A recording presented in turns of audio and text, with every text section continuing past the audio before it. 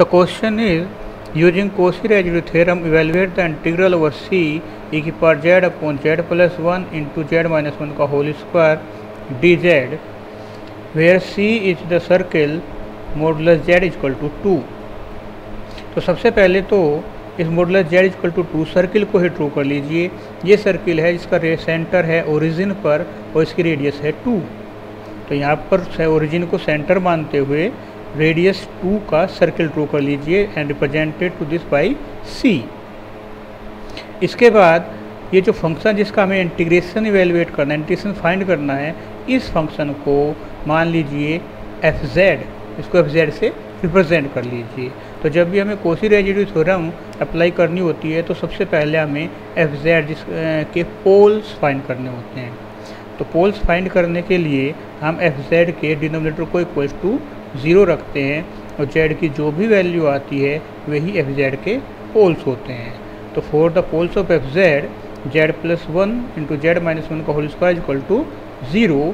तो यहाँ से z की दो वैल्यू जाएगी -1 and 1 1 is repeated, it means z equal to 1 is the simple pole and z equal to z equal to -1 is the simple pole and z equal to 1 is the pole of order 2। अब इसके बाद हम देखते हैं कि ये जो poles है इस C के अंदर लाई कर रहे हैं या नहीं कर रहे हैं। तो दोनों के दोनों पोल्स z इक्वल टू 1 भी यहाँ पर है C के अंदर और z इक्वल टू 1 यहाँ पर z के निगेटिव डायरेक्शन में यहाँ पर होगा।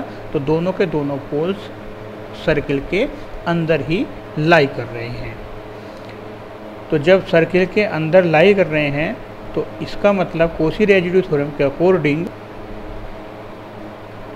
so by Cauchy residue theorem the value of the integration c fz dz will be equal to 2 pi I into summation of residues at z equal to 1 and z equal to -1।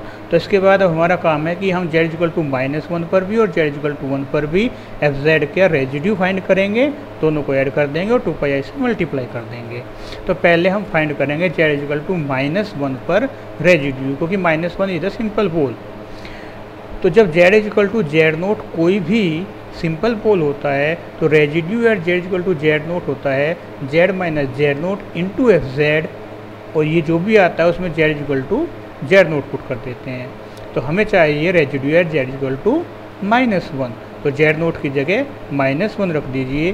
तो ये हो जाएगा z minus -1 मतलब z plus 1 into fz। z plus 1 से z plus 1 cancel हो जाएगा, तो ये बचेगा e की power z upon z minus 1 का whole square and its value at z equal to -1। तो z इक्वल टू -1 पुट करेंगे तो वी विल गेट 1/4e। अब हम फाइंड करेंगे residue at z equal to 1।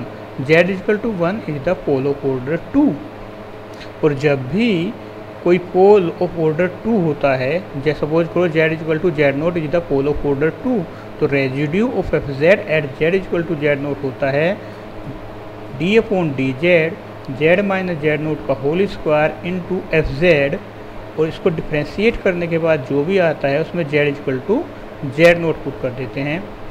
तो हमें यहाँ पर चाहिए residue at z equal to 1, तो ये हो जाएगा d upon dz z minus 1 का होल स्क्वायर इंटू fz की जगह ये z माइनस 1 से z माइनस 1 कैंसिल हुआ, तो ये बचा d upon dz into e की power z upon z plus 1 and its value at z equal to 1। तो डिफ्रेंशिएशन करने के बाद जो भी आएगा उसमें z इक्वल टू 1 पुट करेंगे। डिफ्रेंशिएशन होगा इसका हम कोसाइन रूल अप्लाई करेंगे, z प्लस 1 का होल स्क्वायर अपॉन में न्यूमरेटर होगा z प्लस 1 इंटू ई की power z minus 1 into e की पावर z, और इसमें z इक्वल टू 1 जब हम रखेंगे तो we will get e/4। So the value of the integration over c e की power z upon z plus 1 into z minus 1 का whole square dz will be equal to 2 pi I into residue at z equal to -1 and residue at z equal to 1। दोनों residues जो हमने find किए इनको add कर दीजिए, ये है 1/4e plus e/4।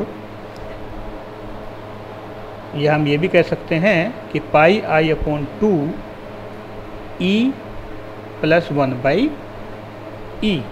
So this is the value of the integration by using Cauchy residue theorem.